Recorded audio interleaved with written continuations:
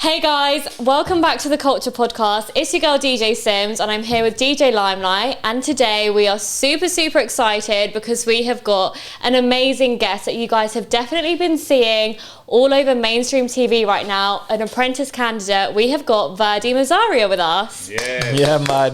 Yo, thank you guys for having me on here, man. This is my first podcast. Wait, that's not enough clapping. Keep clapping. Nah.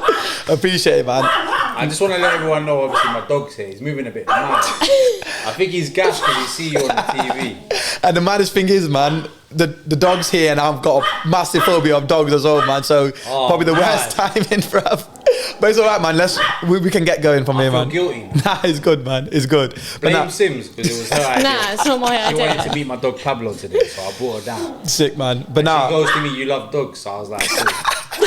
Sims, you did me dirty there, I'm not gonna lie, man. But yeah, you know man. What? It's so dope to have you up on there. Sims said, you know, you was the, or have been the life and the party of The Apprentice 2024, man. How do you feel being out and being in this situation right now? You know what, it's been like such a great experience, the whole thing. It's really opened a lot of doors, and obviously winning the show is what you want to get out of it, number one. But the secondly is exposure, because being on the biggest business show in the UK, one of the biggest shows in the UK full stop, and having that platform is amazing. So, you know what I mean, it's been crazy, it's been a good ride, and you know what, the support and in the end ended up being really good. So it's going well so far. So if we're just going to go back to your journey before The Apprentice, because obviously everyone mainly knew you as a DJ. Like obviously we connected before The Apprentice, you know, we've seen each other at shows, and I think anyone who knew you before purely knew you as a DJ. But I know there's so much more to your journey, your career. You've been at the BBC Asian Network. Yeah, been on the playlist as a music producer. And you know what it is, like, I think me going on this show was to do exactly that, make sure people know that I'm not just a DJ or I'm not just a music producer. There's a lot more to it, and so yeah, a lot of people know me as a DJ, but me going on this show, I wanted to show there's a lot more to that. I come from a background of business. The family business that we currently run is a logistics company, transport logistics company. We own class 2, class 1 trucks, and I also do digital marketing for the past year and a half.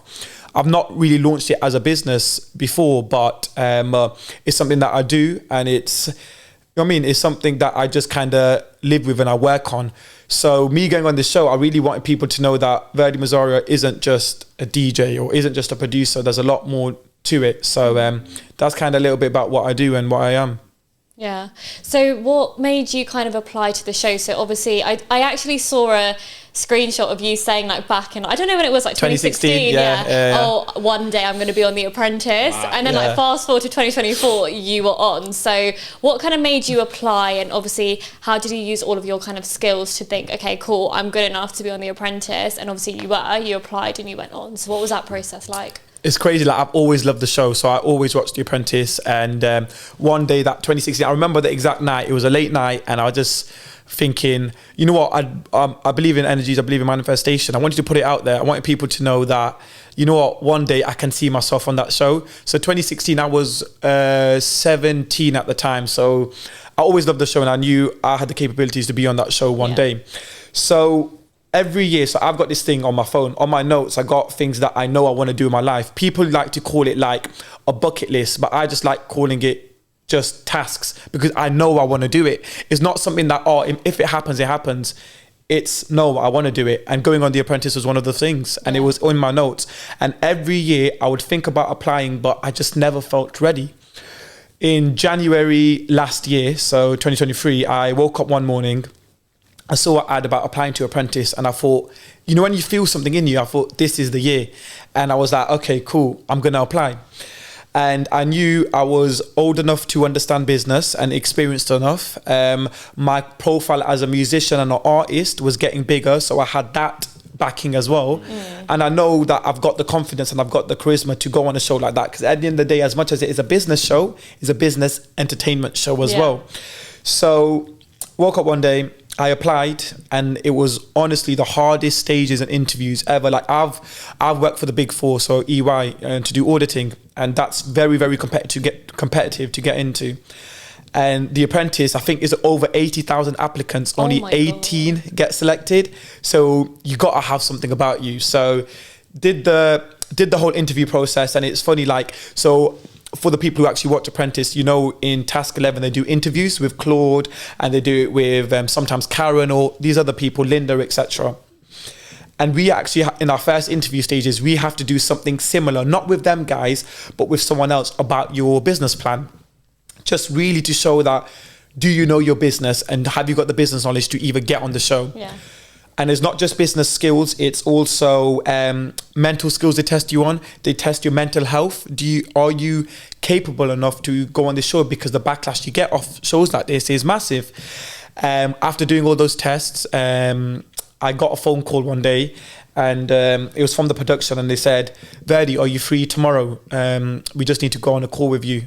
I was like, okay, cool. And at that moment, I knew I got it, because they wouldn't do that and then call me the next day and tell me I didn't get it, because then that would have been brutal. So called me the next day and they go, Virdi, we'll be honoured to have you on The Apprentice. And that's why I did it. So basically, to answer your question, the reason why I did it is I knew it was time. I knew I'd go on that show, and I was looking for investment and a mentor. And what other better mentor than Lord Sugar, who's one of the biggest business people in the UK. And it was for a company, which is a Dubai events company. So that's the business plan that I was actually pitching to Lord Sugar. So yeah, you mentioned that as well. So like, but being a DJ, being known for being a DJ, being a producer, all of that kind of stuff, the more creative aspect of music, and ending up on a show like that, did you think that far ahead? Did you think like, I'm gonna go on this show, and then I've got a plan off the back of that? Because that I can see that being the case, but like, it can go two ways. Because I remember Sims interviewed, I don't remember why I'm laughing, but like, you interviewed two guys off Love Island, I don't even remember them. Yeah. He doesn't watch Love Island like that. So. No, but I met the guys. I met him. Yeah. And off mic and off camera, they were just moaning about everything. That they didn't get enough exposure, they didn't get enough opportunity, get enough of this and that. But Love Island, I guess, is a lot different to Apprentice. But like someone like yourself, I've always seen you as a smart guy. I've always seen you as someone that's got like a plan behind what you do when you're releasing music, or when I've seen you at events. You know, we've always got along in that level as well. So it's like, when I saw you on Apprentice, I knew straight away that Virdi must have a plan off the back of this show, because it's got too much going on not to. And what is that plan at this moment? Very true, right? And you know what it is? This is the first time you're saying it, and I'll say it. Obviously, I want you to win the show. That's why you go on it. You want the £250,000, and you want the mentorship from Lord Sugar, because he's got the biggest and the best connects, not even in the UK, in the world, right? My business was meant to be in Dubai, and I know he's got big connects out there. But end of the day, you always got to think of a plan B, and you always got to think of other ways to make the most of your situations. And I knew, look, Virdi, how can you benefit off this if you don't win? For me, it's watch time. For me, it's being a big character. For me, it's putting myself in every situation. I knew, and I'll tell you this straight, I knew I was going to be project manager in the first task the moment I applied. I knew it. I knew I was going to do it, because when that task finished, the one name they remembered was Virdi. I was trending on Twitter. I got up to number 7 trending on Twitter. And that was all calculated, because I knew what I was doing on that show to make sure people know who I am. But that doesn't mean that I'm not there for the business aspect of it. I'm just confident enough to put myself out there with my business knowledge and be the character and still come across well. So all that plan and all those eyes, and the eyes that are growing, and I'm talking not hundreds of thousands, like millions that are on my profile right now, looking at my analytics, like I'm thinking this is crazy, is all to come off it and launch my digital marketing agency, which is Event Social, and keep that there. And that's to show my corporate side. But I'm also trying to build a brand. Virdi Mazaria is a lot more than just a DJ, just a music producer. It's more of people knowing who I am, to capitalize with that in the future. Hosting events, DJing, bookings, production, bargaining power. Like, you guys know in the music industry, like, if you don't have X amount of followers, if you don't have X amount of views, or if you don't bring something to the table, no one's going to give you the time of the day. I think it's more about like when people look at you and they're like, oh, that's that guy. Yes. Yeah. You know, 100%. Because, you know, I've had that for years. Like, I've been doing it for a long time without blowing my own trumpet. But like, man has had that kind of fame factor in my career. Luckily, I've seen it with Sim since she's been in the game. Like, people get gassed and that helps the bookings. It helps the 100%. Demand and all that stuff. And you must be getting it a lot right now. I mean, next man let you into his toilet just because of Virdi Mazaria. No, it's true. It's true. And like, I'm humble enough to admit, like, pre this show, I had somewhat of a name, obviously being on the network, being playlisted on the network, producing a track with Sidhu, the Who's Bad remix. Like, I was known, but I also know that I wasn't as known to have that same respect that I do have right now. And yes, like, the name Virdi Mazaria, like, I'll give you an example. I needed to book a venue, and before they knew I was on the show, it was like, minimum spend, you need to make sure that is X amount. Okay, I was like, all right, cool. I was like, just to let you know, the background that I come from is this. And then the moment that happened, it drops by 60%. And people are like, okay, no, this person brings value. But I get it. And a lot of people get annoyed about this. They're like, oh, they don't remember me when I was small, or they don't remember me when I didn't really know anyone. But I get it. With business, you got to exchange values. One person's gonna give you some sort of value, and you got to give them some sort of value. I think it's down to demand as well. Exactly, and it's supply and demand. Exactly. So if the demand's there, people will like, give you. People want to know more about you right now, right? Yeah, 100%. But also, like, with the show, because you're gonna kill me, but I didn't really watch it. No, okay, right? fair I enough. caught up on it when James forced me to. Told me. He doesn't watch like any TVs. I'm like, well, you need to watch some. He's a busy man. But I get it. I watch football, and I watch the news. Okay. I'm a boring person. All right, fair enough. But when I see on social media, for example, Virdi Mazaria is on Apprentice, I'm like excited by that, because I'm just like, that's one of the man them. The man them. Of course. That's like I feel like the three of us having a convo is like in house. It's like almost like fam. Yes. You get me? No, 100%. To make you look just bad feels normal. and vice versa. No. So we're here to support your thing, but it's like I had to play catch up on what I was watching. And one thing Sims kept reiterating to me, and a lot of people actually, was that you're actually at the star of the show. Yeah. And you probably heard that a lot. Is that how you feel? Yeah, 100%. I do feel like it. I feel like when I'm on Twitter, whether it's good or bad, and people are talking about me, they're talking about me. And I am the star of the show. And I'm seeing on these community pages, because there is a lot of people say, even coming into it, we were advised, don't read what's on Twitter, don't read what's on these forum pages. But when you're in there, you just want to know, innit? So I'm reading it, and like, the name they remember is me. And that's the type of impact I want. And me looking the way I look, having a bug, having this beard, being from a Sikh background, I want to represent Apne. I want to represent our type of people, because there's never been someone like me on that platform. And the fact that people are going around saying he's the star of the show, this is young Virdi's dream. This is something that I wanted from when I was younger, because growing up, like, I used to watch TV, and like, there used to be one Turban guy on not Apprentice, EastEnders, that used to walk past, an older man, and that used to get me gassed, because I used to be like, that looks like me. But there wasn't enough representation like that. So now, me being called the star of the show, looking the way I look, it means a lot to me, man. I'm not gonna lie. Yeah, that is actually a big point I wanted to touch on, because obviously you are the first turban wearing on The Apprentice, and I think like that is just a whole moment in itself. Like, the representation is just there, and I feel like young Sikh boys especially, who are probably watching the show, seeing that representation, are probably feeling more comfortable within themselves and thinking, okay, there is other people that, number one, look like them, and number two, they're on mainstream TV representing. So how does that make you feel?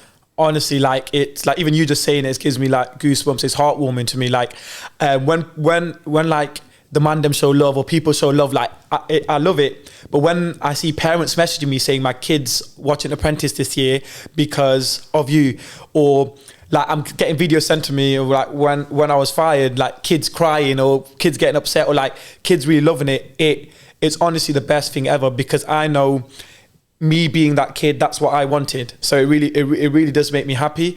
And the fact that I'm the person that gets to be that representation, is a lot of pressure, but it's also good, and it satisfies me in my heart. I think it means the most to me more than anything, coming out of this process and coming out of this show.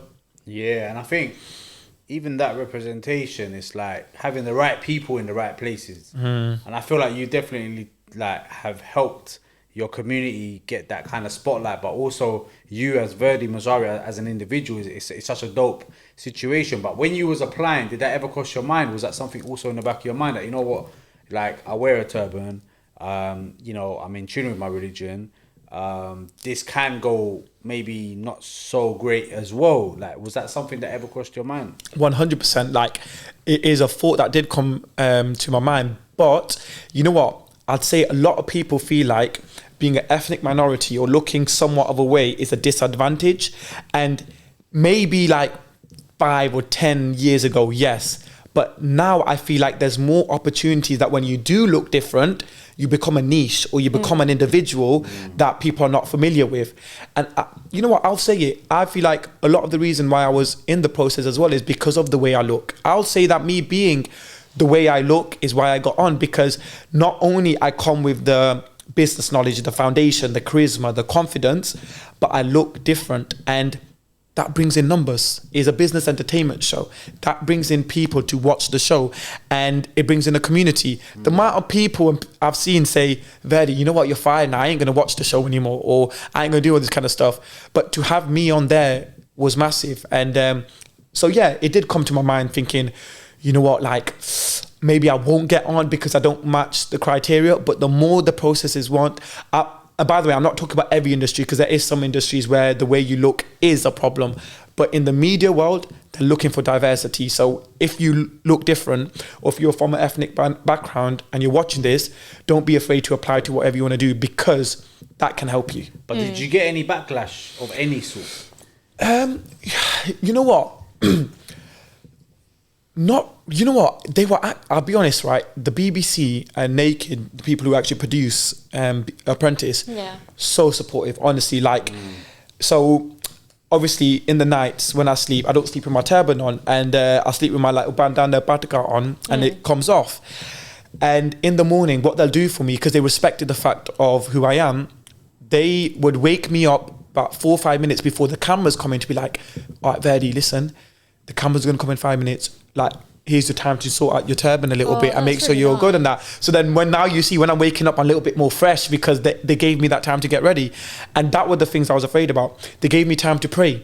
They gave me time to go down to the cinema room and put prayers on, because it means a lot to me to do that kind of stuff. And not even just the praying, even my culture stuff. So there'll be times where, like, I was in that environment. Let me tell you guys, like, you can't talk to no one from the outside world. You get one phone call for 10 minutes with your family a week, and you're in there and you're around people who are against you, but they're trying to be your friends at the same time. So it feels a bit crazy. So I love doing bhangra. I love dancing, right? So I do bhangra and all that kind of stuff. There were times where I just wanted to have some sort of escapism and normality.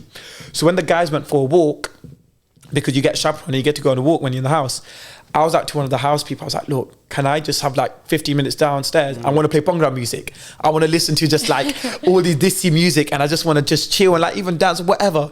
They go, you know what, go for it. And I did it, and that pump I got from it was amazing. So they were very accommodating to not just me and my religion, but to my values, things that made me happy.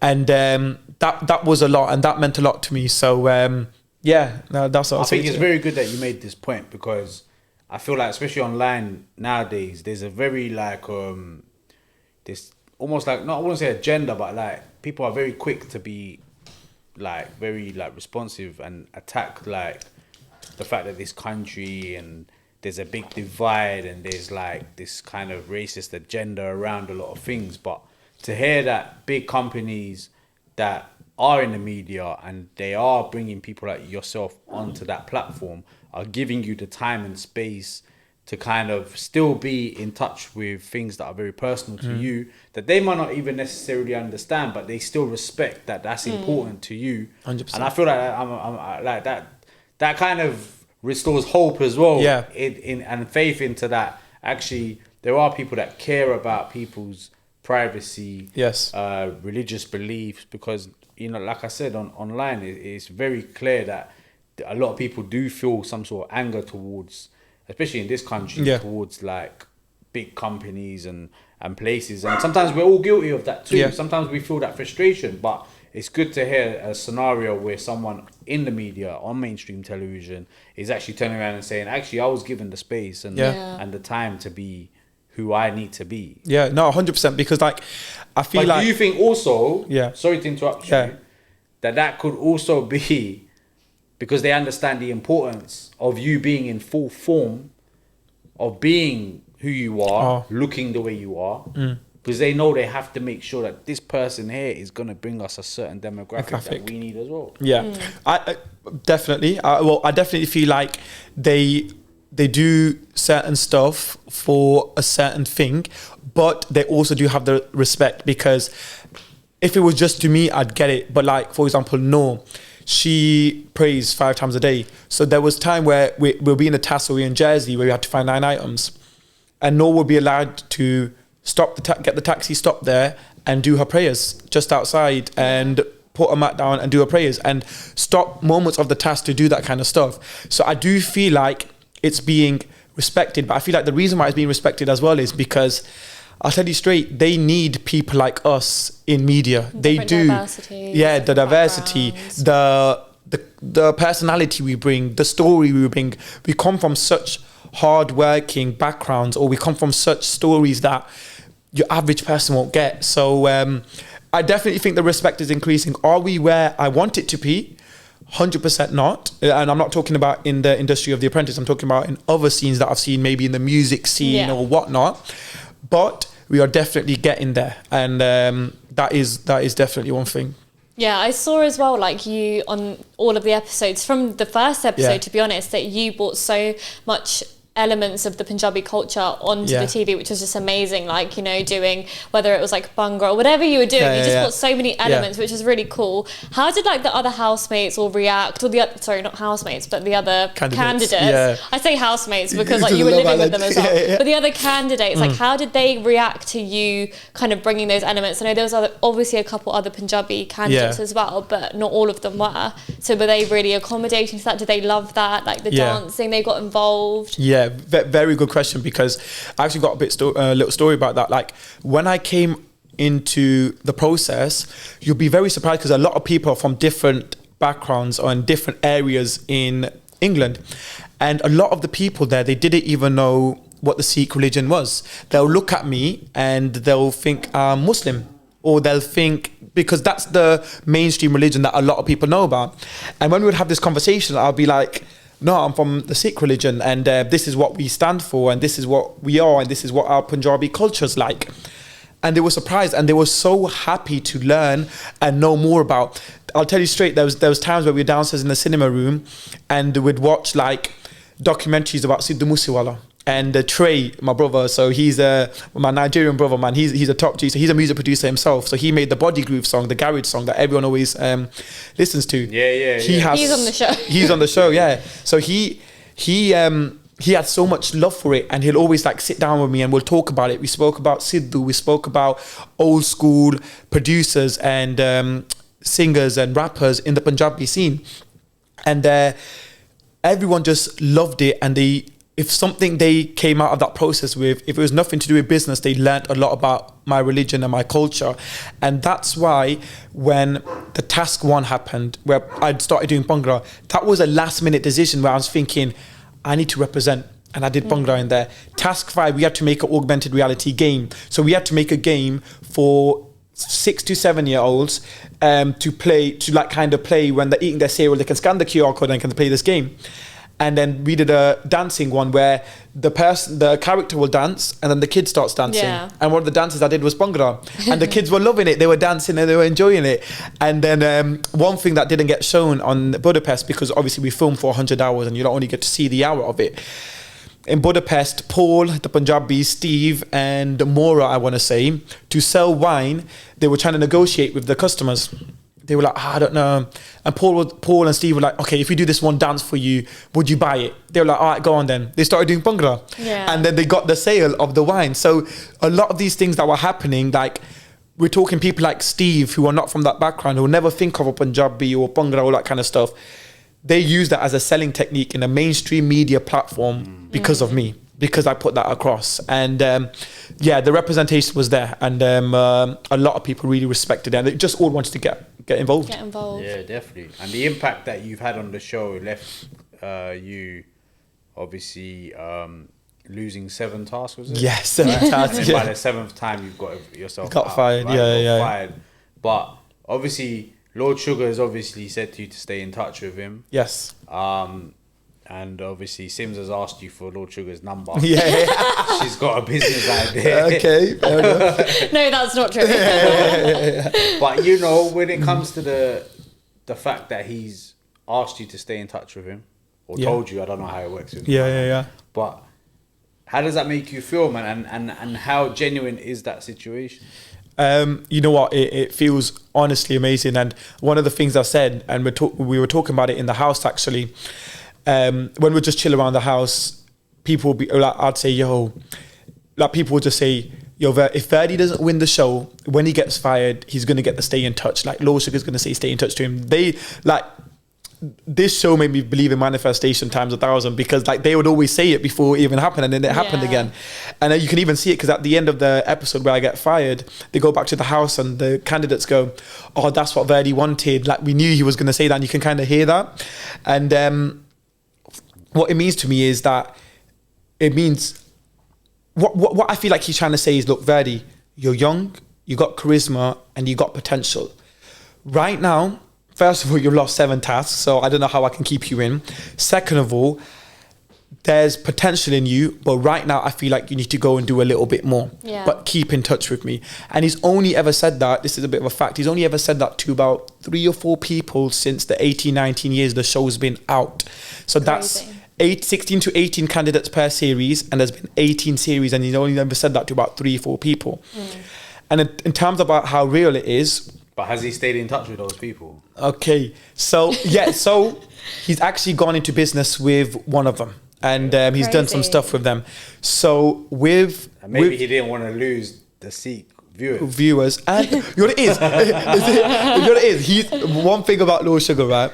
Wait, before I even go on and talk about that, in terms of him actually, the legitimacy of him saying that. So I was thinking like, okay, is this just something he says for the cameras or whatever? But when I came out, what I can say is, when he says it, he does mean it. And what I can also say is, if the moment's right, and if anything ever aligns, this might not be the last you see of Lord Sugar and I. That's the only really thing I can say about these kind of stuff. So have you got his phone number? Just can't say. I can't say. That's what I'm going to say. I can't say. Okay. I can't say. He never said, take my phone number. Nah, he said stay in touch. Yeah, stay in charge. So if he's blanking me, that's I'm still staying in touch though, innit? But yeah, nah. And but honestly, my relationship with him was, I don't think, well, it did in the last few episodes it showed justice, but he really liked me and I really liked him, and like we'll catch jokes, and like in the first episode, I'll be honest, he wasn't the biggest fan of me after being PM, the way everything went. But there'll be times where we're just like, it's like, you know how you like argue with your granddad and that, and like you have those kind of conversations. That's how it was. And like I'd say something, he'd laugh. Like he's a very hard guy to make to laugh in it, and sometimes I'll just say something to just kind of make him laugh, and but sometimes I'll try to drop a joke and he'll be so serious. So for example, there was a kitchen task, and I go to him, I go, Lord Sugar, I was like, you know what, Lord Sugar, that task, I was in the kitchen. I was like, that's more time. I mean, I've been more time in the kitchen in that task than I have in the kitchen in my whole life. Thinking he'll laugh with me. He gave me the most serious look ever, and he goes, yo, like, what are you talking about? This is not the time. And then that's when I kind of like went back a little bit, because I was trying to show my personality as well as showing my business acumen as well.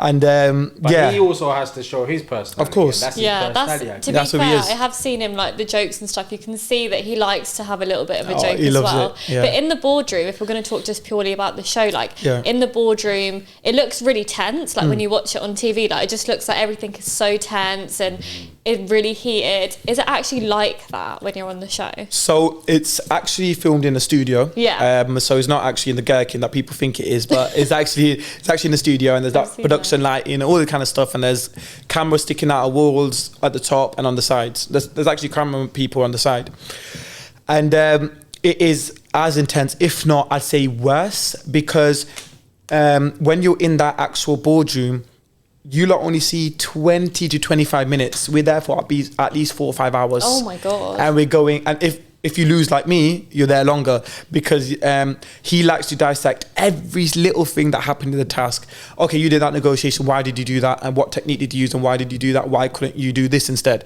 Or when you went to go negotiate this, why didn't you do this instead? Stuff like that. So he goes through everything, right? For me, the first task, I found it intense and I found it hard because I was project manager and I was that close to getting fired. And a lot of people, I'm not sure people believe this, but as the task went on, because I kept on losing, I kept on spending more and more time with him. Yeah. So he got to know me and got to know him. And there was genuinely a time where I started to think, I'm a boardroom master. Like, this is actually easy for me. I kind of knew the techniques, because I'm a very smart guy in the sense of, I look at patterns. So I look at the way other boardrooms went, and then I'll be like, right, how can I go to the next boardroom to kind of get myself out of a situation? Because not only I lost 7 times, I was in the firing line 4 times, and I got out of it 3 times. So that's a moment where he could be like, you're the last 3, or you're the last bunch, you're fired. But he didn't say that to me because I kind of got used to it. Yeah. So I'll say it was intense, definitely, but I got used to it. Some of the other candidates, for example, Felicia and Rachel, that was the first time they got fired. And to be fair, Rachel was quite well, but I could see sometimes Felicia was a little bit stressed because that was the first time she was in the losing team. And she was like, whoa, how do I deal with this? Whereas I was there 7 times and I was chilling. I just knew it. I just knew what I was doing. I was just relaxing, man. So yeah, it is intense. It's intense. So obviously each episode is an hour. And I know that so much more filming, you mentioned it as well, goes into it. So you might be filming for 2-3 days, and it's obviously all condensed into an hour. So do you feel like the way it's edited, it's a little bit manipulated and people don't really get to see the true sides of people? It's obviously manipulated a little bit for entertainment reasons as well. Yeah. I'm going to be completely honest about this, because end of the day, being honest about this, it just opens the viewer's eyes as well. So we filmed for over 100 hours. So there's 2 teams that goes on. And think about it, they're filming for that team and that team. So whatever hours they're in a day, double it already, because there's 2 footages of them. And then we're filming, like you said, 3-4 days. When it comes to the editing, let's take it back to task 1. When I watched that episode, if you're being honest with me, when I watched it, it's from what I remembered, is not exactly how it went. So when I was kind of getting shit for doing stuff or acting in a certain way, yes, whatever comes out of my mouth is all me, is 100% all me. That is not scripted. They don't tell you to go say stuff. But what's happened is, say, I'll give you a very small example. In the morning meeting in Scotland, it looked like I wasn't letting anyone speak, and I was just talking, and I wasn't letting anyone give their feedback. But what it was just edit cuts for all me speaking, and when other people spoke, that was left out. It looked you were cutting them up. But that's not exactly what happened. But I get it. I really get it, because BBC are trying to make a show, and it's not just a business show. It's classed as a business entertainment show. If we were doing everything perfect, nothing was going wrong, or they couldn't tell the story properly, would it really be entertaining for people to watch? Probably not. But they've got a job to do, which is to tell the story of the losing team. And they need to make sure the losing team looks like they lost. And whether that's through editing, and so be it. Do I have any complaints about it? Absolutely not, because don't bite the hand that feeds you. And it's given me a big opportunity, and it's given me such a massive platform. And whatever I've come out of my mouth, that's on me. If it's edited to show in a certain way to make it more interesting, then fair play, because the game's the game, man, and I'm just one of the players. So it is all good. It's all good. You got the opportunity to speak about it now, out now. Of course. You're active and people know where you are now in terms of the show, but also where you're at in terms of your career. Yeah. Because you're obviously promoting the fact that you have other things going on now. Yeah. Let's talk more about that as well, because we spoke briefly about the fact that you have other things going on. What are the priorities for you at this moment? Because the last time we spoke was a long time ago, and it was to do with songs that you produced. Yes. And stuff like that. And then I obviously saw you get onto the Asia Network as well, and doing radio shows a little while ago, which was, really dope to see as well. So what's happening in your world in 2024 going into 2025 as well? Because I'm sure you've got a plan. Yeah, so immediately we're going straight into my new business, which is a digital marketing agency called Aventus Social. So Aventus Social is a digital marketing agency, and our job is to empower brands to reach new heights through digital solutions. All of us being in the music industry, we know that more than anything, how important Instagram is, TikTok is, etc. But I want to help not just individuals, brands and businesses, whether you're an accountancy firm, a solicitor firm, you run an architect business, or if you're an individual brand. So I've worked with football players, I've worked with clothing brands. My job is to help them understand the importance of social media. And it might sound simple, but you gotta, it's crazy when I see some businesses not capitalizing as much as they possibly can through social media.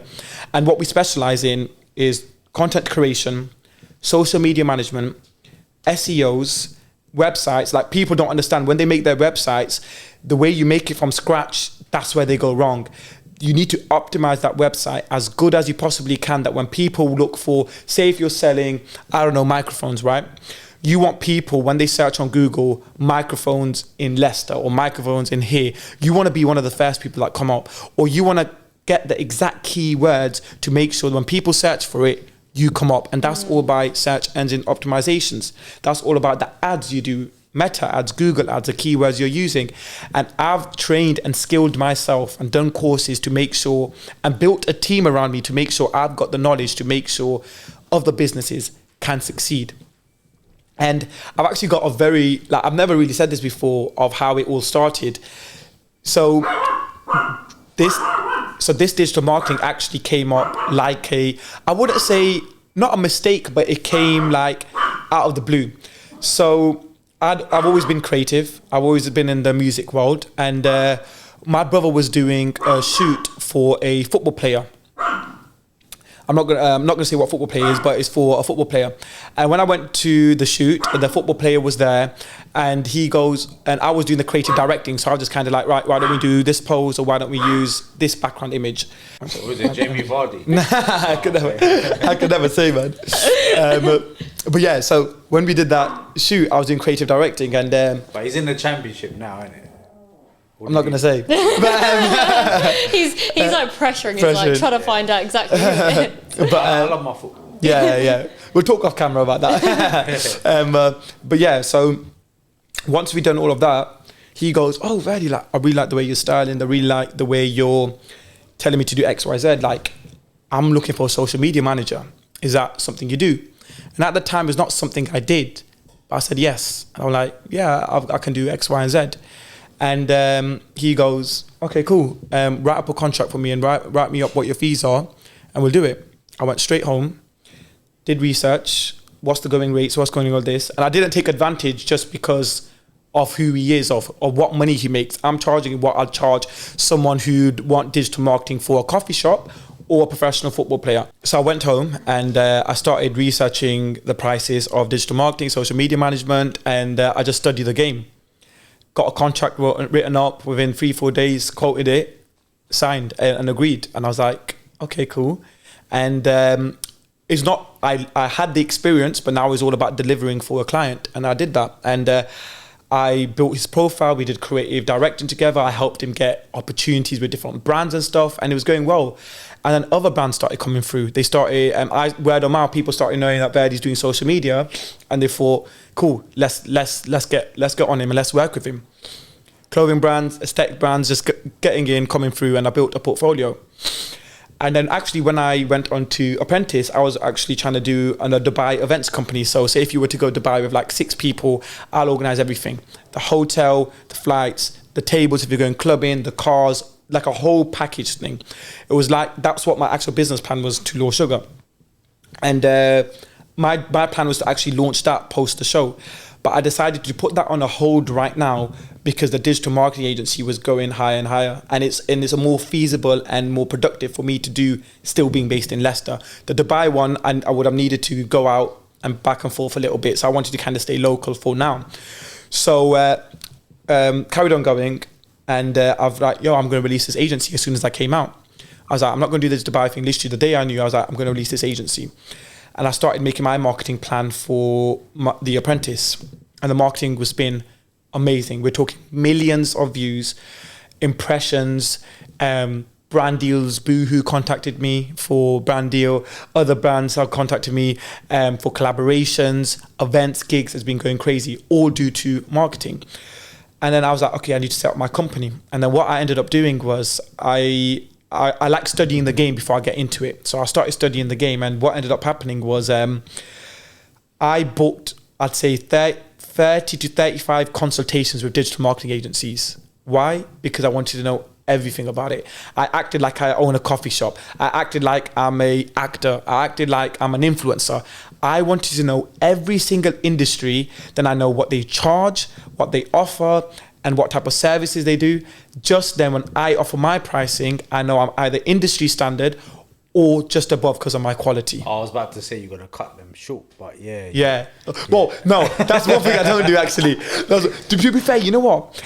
That's one thing I don't do, and especially because of who I am, coming from what the show I am, people are respecting me low. So you got people. Like, I remember I was in Essex the other week at a party, and very successful businessman. I was speaking to him, and he was saying this, and I've always had this value. He goes, always understand your value, and keep that value, because reducing that value, we see it in the music scene all the time, like undercutting or like doing DJ gigs for £30 or in the drink or a bottle. Give me a bottle, I'll do the gig. Do you get me? I got pain in my yeah. It's the worst thing ever. It's the worst thing. And it's hard for us, because then when we're charging X amount, they're like, oh, so-and-so is doing it for a bottle. I see it. Then just go and get there. Yeah, go get them. I see it at the soccer show. Yeah. And I keep it 100 every time as I can. Yeah, of course. And I see TikToks afterwards of people moaning about the DJs at the soccer show. And when I see that, it frustrates me, because I think you got a big Canadian artist that's got a heat on him coming to the UK.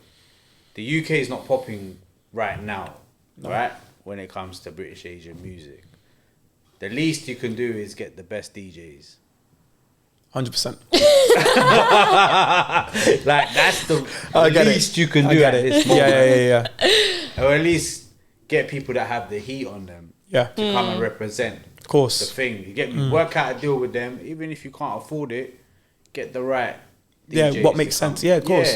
That's going to create traction. And I saw it, and I saw TikToks of people laughing at the DJ's selection of music and how dead it was, or the mixing and stuff, and you know, that's an opportunity missed, in my opinion. Yeah, 100%. And that's what I'm saying. There's value to what we do, and people got to understand that. And sometimes it's worth, as an events organizer or as a promoter, taking a cut a little bit off your profit to making sure there's value on your show, because the moment you devalue that, next time people won't want to come anyway. So now you've missed out your profits from the next event. Whereas that first event, if you had maybe not made as much money, you can make more money the next time, because that value was brought into that event. And that's exactly my agency. So I bring some sort of a value. And I ended up launching the agency, which is Event Social, and it's going well, and like with God's grace, and like it's just going to get bigger. So that's what Virdi Mazaria is doing in terms of business.